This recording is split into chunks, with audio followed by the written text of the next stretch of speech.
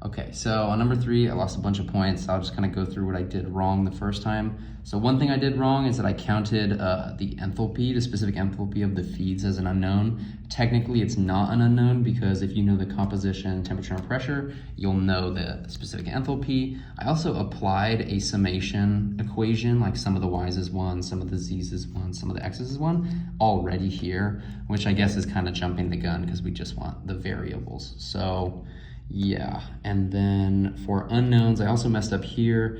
This is basically implied already by this equation here. This says that the k's give you C equations.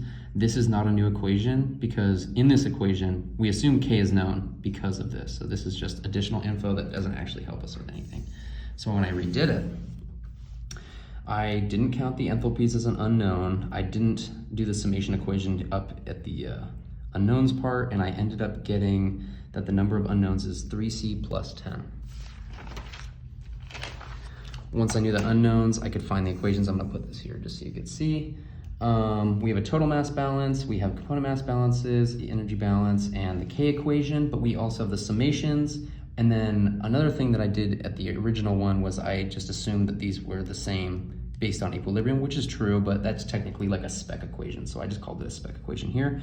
The last thing I didn't include was that you can determine the temperature change from the feed based on the pressure drop. If you know the temperature and the pressure of the feed and you know the pressure change, then you know, if you know the temperature and pressure of the feed and the pressure drop, you know the temperature change using an equation of state of some sort.